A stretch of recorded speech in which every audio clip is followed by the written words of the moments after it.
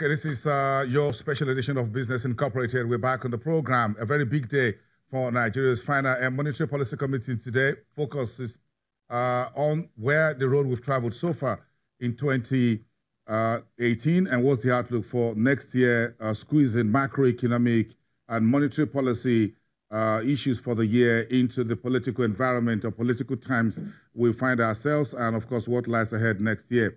Adedayo Bakari is a macroeconomic strategist for Afrinvest, one of the investment bank and securities trading firm trading on Broad Street, and is live here at our global headquarters for this panel discussion. Thank you, Adedayo. And of course, live to us from the stock exchange is Victor Chiazo, who is the head of research at FSL Securities. So let's get on to you, Victor.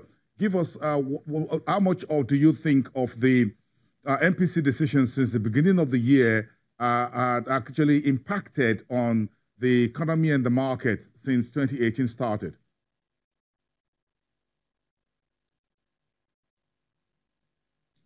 Yeah, boss, thank you once again for having me.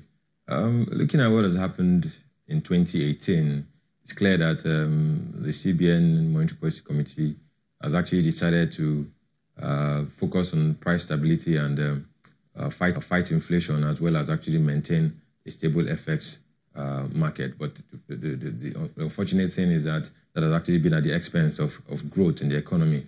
So what we've seen since January up to date has been that the CBN has actually focused more on maintaining a stability in the market and actually stop the economy from moving in the direction which we saw in 2015 and 2016, where the economy now eventually went into a recession. So I think what they're trying to do is actually, if we can actually spur growth, let us not go back to where we were when we were in recession. Let's actually maintain the level we are now and actually wait for things to normalize. But the truth is that how long is the CBN going to be willing to wait for them to actually push this economy in the right direction? Because the truth is that we cannot sit back and wait for inflation to drop to single digit before we try to drive growth by reducing the MPR, the interest rate, where the economy will begin to move in the direction at which we want. So I think today's MPC meeting will be a decision. They will have to come out and tell us, are they still willing to wait a little bit longer, or they are coming out to say, okay, it's time to actually drive this economy in the right direction. But if you look at the recent developments in and around the world, it looks like we're in for some interesting times with what's happening with the US, China, Saudi Arabia, and the Eurozone. I think it's going to be some interesting times ahead. Okay.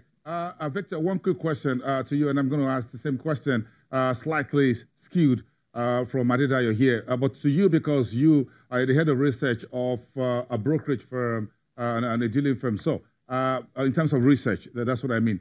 How much of the monetary policy decisions this year do you think has benefited the market? Equities on one side, fixed income on the other side. I think for the brokerage firms, I'll say the MPC decisions has actually been tilted towards the fixed income space and hasn't really positively affected the capital market, because when you look at what's been happening with the general economy, major players, especially for firms listed in the equities market, if you look at their numbers over time, they've not really performed so well. So when a listed entity is not performing as well as you expect investors to actually reduce their investment there and actually move to safer investment. And that's what we've seen. And with the MPC also leaving rates at 14, and you see treasury bills, money market rates going as high as 14, 15 currently, most investors will actually move from the equities market to the fixed income space. So I think most of what has happened with the CBN Monetary Policy Committee has been tilted towards the fixed income market, and that's where most of the action is actually happening currently. Okay. Adedayo, thank you. Victor, do you think in terms of macroeconomic growth, do you think monetary policy decisions so far this year have been able to move the needle? Not from where I said. Okay, so what we've seen is, like I said earlier, so monetary policy rate has been at 14% for a while. And if you think in terms of the implication for the economy, It's basically what we track is not the MPR. You need to track the lending rates of banks. So you have the prime lending rate, you have the maximum lending rate. The prime lending rate is currently at 17%, and the maximum lending rate is currently around 31%. And when we think in terms of commercial bank, yes, so when we think in terms of the segments of the economy which drive growth, you think in terms of the MSMEs, and where do the MSMEs obtain funding? They go to the commercial banks, and they are borrowing at 31%. So currently, that is highly restrictive for growth because elevated, interest payments is a source of pressure for companies listed on the exchange. So use our second quarter GDP as the mid-year kind of a mirror as to first quarter here and Q3 and Q4 here, and we saw about 0.5% there about GDP for the second quarter, not significantly strong, you may say. So the monetary policy decisions since then had always tried to push the button or push the bulk of this work to the fiscal authorities. Yes, absolutely. I mean, if you look at Q1 GDP, okay, we did 1.9% real GDP growth, and that slightly decelerated to about 1.5% in Q2.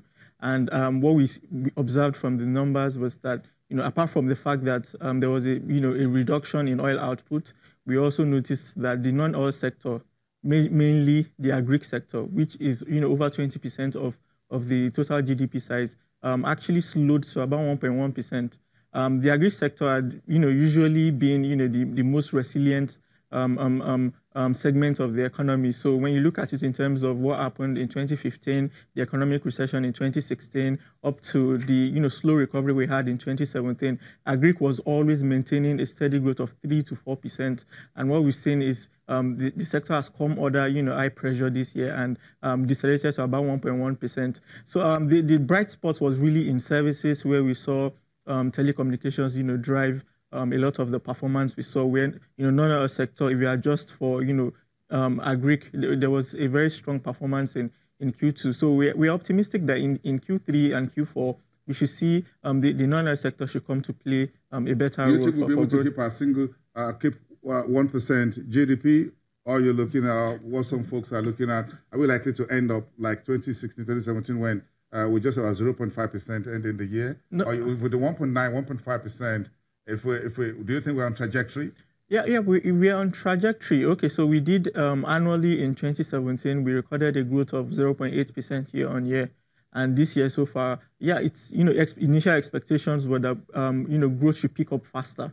So many, analysts in the market and also the IMF had strong expectations for growth. But from what we've seen in Q1 and Q2, we see that most analysts have revised their growth downwards. We at AfriInvest, we have a 2.1% growth projection for 2018. So that is so much, better than what we did in 2017. But it's still not where we need to be. Okay.